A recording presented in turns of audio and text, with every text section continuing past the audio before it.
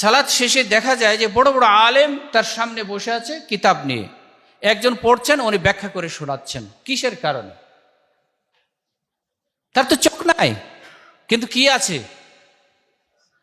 জ্ঞানের শক্তি আছে, অন্তর্দৃষ্টি আছে।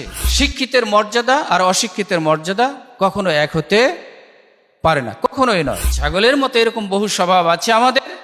শিক্ষার জন্য ডাকলে, ক্লাসের জন্য ডাকলে, ইলম চর্চার জন্য ডাকলে, জ্ঞান শিক্ষার জন্য ডাকলে আমরা যত ধরনের অজুহাত আছে সেগুলো বের করে সামনে নিয়ে আসি আর সেখান থেকে সরে যাওয়ার চেষ্টা করি। জ্ঞান এখন থেকে যে যত ওই শূন্য স্থানে ব্যাটারিকে চার্জ করে শক্তিশালী করতে পারবেন, তার ইলমের শক্তি, জ্ঞানের শক্তি, গভীরতার শক্তি তত বেশি বাড়বে।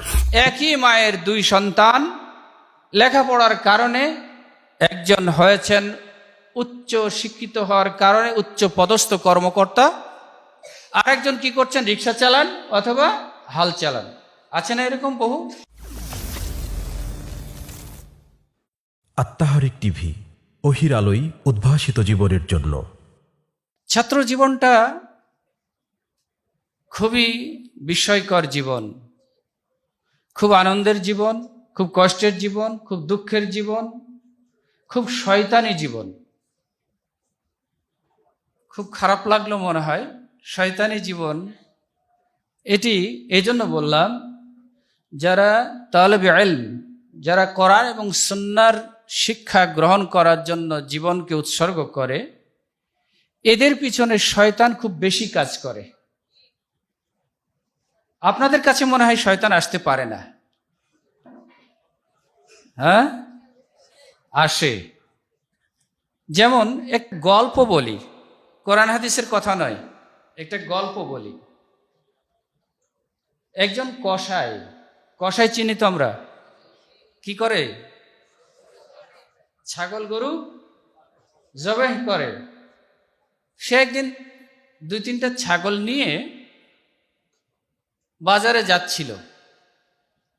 তো এই মাদ্রাসার পাশে দিয়ে যাচ্ছে, আর মাদ্রাসার ছাত্ররা জানালা দিয়ে দেখছে উস্তাদ ক্লাস করাচ্ছেন, ক্লাস বাদ দিয়ে ছাত্ররা ওই ছাগলগুলির দিকে দেখছে, আর ছাগলগুলি যেতে চাচ্ছে না। কিন্তু কসাই হাতে যেহেতু দড়িগুলি আছে, রশি আছে, সে টান দিচ্ছে, আর ওরা পিছনে যাওয়ার চেষ্টা করছে। এক পর্যায়ে খুব জোরে জোরে আওয়াজ করছে, ভ্যা ভ্যা করে।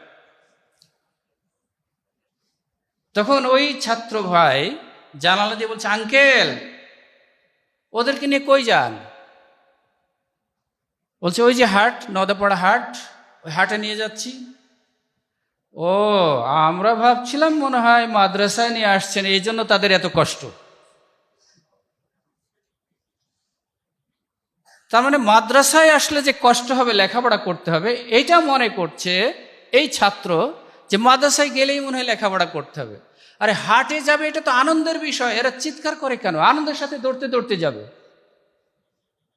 কিন্তু চাচা বলছেন, বাবা হাটে যাওয়ার পরে কি হবে এইটা যদি তুমি জানতে পারতা, তাহলে তুমিও ওই মাদ্রাসার দরজা থেকে বের হতা না। হাটে গিয়ে কি করবে? ছাগলগুলিকে জবে করবে না? তো এটা কি তার জন্য আনন্দ ছিল? বলছেন, না, আসলে ভাবছিলাম আপনি মনে হয় ছাগলগুলিকে মাদ্রাসায় নিয়ে আসছেন। তো আসলে ছাত্র জীবন হচ্ছে ছাগল্লা জীবন। ছাগল্লা জীবন মানে হচ্ছে ছাগলকে রশি বেঁধে যত সামনে টানবে, ও ততই পিছনে যাওয়ার চেষ্টা করবে, ততই পা সামনে বাঁধিয়ে দিবে, সামনে এগুতে চাইবে না। কিন্তু যদি ছাগলকে ওই মালিক বশ মানাইতে পারে, আনুগত্য স্বীকার করাইতে পারে, তাহলে ও শুধু কথা বলার সাথে সাথেই দৌড় দিবে, অথবা গায়ে হাত দিয়ে আস্তে আস্তে করে নিয়ে যেতে পারবে। তো আমরা হয়েছি ছাগলের স্বভাব, যতই মাদ্রাসায় আসতে চায়, নিয়ে যেতে চায়, আমরা ততই পিছন দিকে যেতে চাই। দুঃখিত, আপনাদের কাউকে ছাগল বলি নাই, কিন্তু ছাগলের মতো এরকম বহু স্বভাব আছে আমাদের। শিক্ষার জন্য ডাকলে, ক্লাসের জন্য ডাকলে, ইলম চর্চার জন্য ডাকলে, জ্ঞান শিক্ষার জন্য ডাকলে আমরা যত ধরনের অজুহাত আছে সেগুলো বের করে সামনে নিয়ে আসি আর সেখান থেকে সরে যাওয়ার চেষ্টা করি। এটা হচ্ছে একটা স্বভাব। সুতরাং আমরা কি ওই ছাগলের মতো পিছু টান থাকবো নাকি না সামনের দিকে যাব? কি সামনের দিকে যাব নাকি পিছনের মুখী হব? আচ্ছা, আমরা বাচ্চা মানুষ যারা ছোটবেলায় যখন টর্চ লাইট পেতাম, টর্চ লাইট তো চিনি সবাই, টর্চ লাইট যদিও এখন আগের মতো ব্যাটারি, ওই রকম ব্যাটারি নাই, হক ব্যাটারি নাই, এখন সব ইলেকট্রিক ব্যাটারি। তো যদি কারো বাড়িতে একটা 2 ব্যাটারি লাইট থাকতো, আমার কথা আমি বলছি, ওই ছোটবেলায় ওই লাইটটা নিয়ে সন্ধ্যাবেলায় কিভাবে দেখা যায়, কত দূর দেখা যায়। কিন্তু পাশের বাড়ির যদি ও 3 ব্যাটারি লাইট থাকতো, সে নিয়ে এসে আমার সাথে প্রতিযোগিতা করত যে ভাই তোমারটার চাইতে আমারটা শক্তিশালী, তোমারটার চাইতে আলো আমার দূরে যায়, আমার মন খারাপ হয়ে যেত। তো ব্যাটারি যুক্ত লাইট সে চায় যে ওই আরেকজন ব্যাটারির লাইটের চাইতে আমার আলোটা দূরে যাক, চাই না আমরা? এখন কারো আছে লাইট? যদি কারো থাকে, এরকম শখ হয়ে থাকে। তো আজকে আমরা ব্যাটারি 2 ব্যাটারির লাইট নিয়ে চিরজীবন থাকবো নাকি না 3 ব্যাটারি 5 ব্যাটারির লাইট নিব? হ্যাঁ, কে 2 ব্যাটারির লাইট নিতে চায়? 2 ব্যাটারির লাইট কেউ রাজি নয়। 3 ব্যাটারি 50-50, যদি 5 ব্যাটারি হয় তাহলে আমরা 100% সবাই রাজি যে হ্যাঁ 5 ব্যাটারির একটা লাইট থাকবে, বাড়িতে চোর ডাকাত আসলে আমি দূরে থেকে দেখতে পারবো, অথবা গ্রামে ফাঁকা দিকে লাইট মেরে দেখবো যে কত দূরে দেখা যায়। তো আজকে এখন আমরা হচ্ছি ব্যাটারিবিহীন লাইট, আমরা ছাত্ররা ব্যাটারিবিহীন লাইট। এই ব্যাটারি যিনি যত বেশি শক্তিশালী করতে পারবেন, তার আলোর গতি তত দূরে যাবে, ঠিক আছে না? তো এই ব্যাটারি কি? এই ব্যাটারি হচ্ছে ইলম, এই ব্যাটারি হচ্ছে ইলম, জ্ঞান। এখন থেকে যে যত ওই শূন্যস্থানে ব্যাটারিকে চার্জ করে শক্তিশালী করতে পারবেন, তার ইলমের শক্তি, জ্ঞানের শক্তি, গভীরতার শক্তি তত বেশি বাড়বে। এটা ঠিক না? তা আমরা কি ব্যাটারি শক্তি বাড়াতে চাই নাকি না চুপ করে থাকতে চাই? বাড়াতে চাই। তাহলে আল্লাহ রাব্বুল আলামিন বলছেন, কুল হাল ইয়াস্তাবিল্লাযীনা ইয়া'লামুনা ওয়াল্লাযীনা লা ইয়া'লামুন, যারা জানে, যারা শিক্ষিত আর যারা অশিক্ষিত, যারা জানে না, যারা মূর্খ অজ্ঞ, তারা কি এক সমান?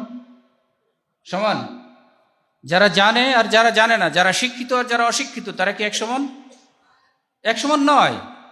একই মায়ের 2 সন্তান, লেখাপড়ার কারণে একজন হয়েছেন উচ্চ শিক্ষিত হওয়ার কারণে উচ্চ পদস্থ কর্মকর্তা, আরেকজন কি করছেন? রিক্সা চালান অথবা হাল চালান। আছে না এরকম? বহু আছে। কিসের কারণে তাকে এই মর্যাদায় নিয়ে গেল? জ্ঞানের কারণে, ইলমের কারণে। সুতরাং জ্ঞান হচ্ছে এরকম জিনিস। আরেকটি আয়াতে আল্লাহ রাব্বুল আলামিন বলেন, কুল হাল ইয়াস্তাবিল আ'মা ওয়াল বাসীর, যার চোখ আছে কিন্তু দৃষ্টিশক্তি নাই, অথবা চক্ষুটাই নাই, আর যার চোখ আছে এবং দৃষ্টিশক্তি আছে, এই 2 ব্যক্তি কি এক সমান? যার দৃষ্টিশক্তি নাই সে একা চলতে পারে, যখন নিজের বাড়িতে পাড়ায় চলতে চলতে অভ্যাস হয়ে যায় তখন হয়তো নির্দিষ্ট একটা এরিয়া যেতে পারে, কিন্তু তার জন্য একজন সহযোগী দরকার হয়, দরকার হয় না? সবচাইতে সার্বক্ষণিক তার জন্য একটা সহজ সঙ্গী হচ্ছে কি? লাঠি। এটা হচ্ছে তার সবচাইতে নিকটতম সহজ সঙ্গী। এই লাঠি নিয়ে সে যেতে পারে, কিন্তু লাঠি যদি না থাকে তাহলে সে অচল। তো আজকে যারা অন্ধ, যাদের দৃষ্টি নাই আর যাদের দৃষ্টি আছে, তাদের কথা যদি আমরা চিন্তা করি, আল্লাহ রাব্বুল আলামিন ওদের সাথে আমাদেরকে তুলনা করেছে। যারা শিক্ষিত এবং যারা অশিক্ষিত, যারা শিক্ষিত তাদের হচ্ছে দৃষ্টিশক্তিওয়ালা মানুষ, আর যারা অশিক্ষিত তারা হচ্ছে চোখহারা মানুষ। আমরা যখন কোনো কানা মানুষকে দেখি, কানা মানুষকে জ্বালায় অত্যাচার করি, ছোটবেলায় দেখেছি না, অন্ধ মানুষকে দেখলেই তাদের পিছনে লেগে যায়, জ্বালানোর চেষ্টা করি। ঠিক অশিক্ষিত মানুষও হচ্ছে এরকমই, যে শিক্ষিতের মর্যাদা আর অশিক্ষিতের মর্যাদা কখনো এক হতে পারে না, কখনোই নয়। দুনিয়াতে সব জায়গায় যদি আমরা খেয়াল করে দেখি, সৌদি আরবের গ্র্যান্ড মুফতি যারা অতীতে ছিলেন, বর্তমানেও আছেন, যারা রাষ্ট্রীয় প্রধান মুফতি, সরকার যাদেরকে সৌদি আরবের জন্য প্রধান মুফতি হিসাবে নিয়োগ দিয়েছেন, শেখ বিন বাজ রাহিমাহুল্লাহ, তিনি দুই চোখে অন্ধ ছিলেন। কিসের কারণে তাকে এত বড় একটা পদ, মন্ত্রীর মতো পদ কেন দিলেন? কিসের কারণে? তিনি তো দেখতে পারেন না, দেখতে পান না, অন্য একজন সবসময় তাকে সাথে করে নিয়ে যায়। এরকম একটা মানুষকে এত বড় একটা চেয়ার, এত বড় একটা পদবি, এত বড় একটা মর্যাদাপূর্ণ স্থান দিলেন কেন? খেয়াল করেছি আমরা কখনো? কিসের কারণে দিয়েছিলেন আমরা বলতে পারি? তার জ্ঞানের কারণে। সারা বিশ্ব আজকে তার ফতোয়া পড়ে ফতোয়া দিচ্ছেন।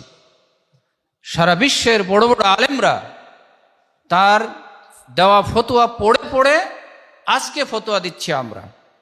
তাহলে অন্ধ মানুষ হওয়া সত্ত্বেও কিসের কারণে তার মর্যাদা বেড়েছিল? জ্ঞানের কারণে। বর্তমান যিনি মুফতি, তিনিও আব্দুল আজিজ বিন আবদুল্লাহ আল শেখ। উনি ছিলেন আব্দুল আজিজ বিন আবদুল্লাহ বিন বাজ, আর ইনি হচ্ছেন বর্তমান যিনি মুফতি সৌদি আরবের, তিনি হচ্ছেন আব্দুল আজিজ বিন আবদুল্লাহ আল শেখ।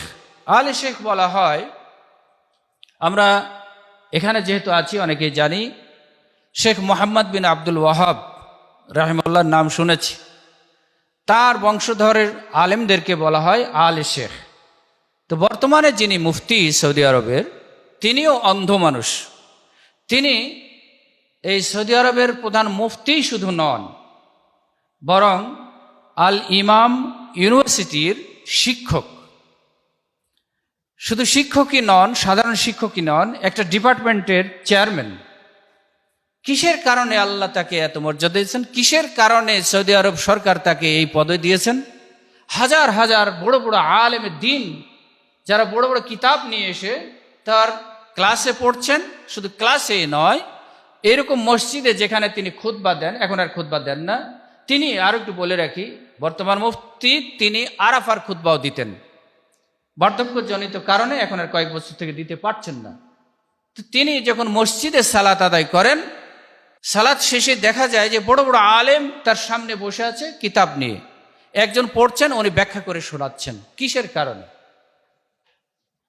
তার তো চোখ নাই, কিন্তু কি আছে? জ্ঞানের শক্তি আছে, অন্তর্দৃষ্টি আছে। বাহ্যিক চোখের দৃষ্টি নাই, কিন্তু ইলমের দৃষ্টি আছে। সেই ইলমের দৃষ্টি থাকার কারণেই আল্লাহ রাব্বুল আলামিন তাকে এত মর্যাদা দিয়েছেন। এজন্যই আল্লাহ বলেছেন, ইয়ারফাইল্লাহুল্লাযীনা আমানু মিনকুম ওয়াল্লাযীনা উতুল ইলমা দারাজাত। যারা ঈমান আনে, তোমাদের মধ্যে যারা ঈমান এনেছে এবং যারা ইলমের অধিকারী হয়েছে, তাদেরকে দুনিয়া এবং আখিরাতে অনেক মর্যাদাপূর্ণ স্থানে সমাসীন করা হবে।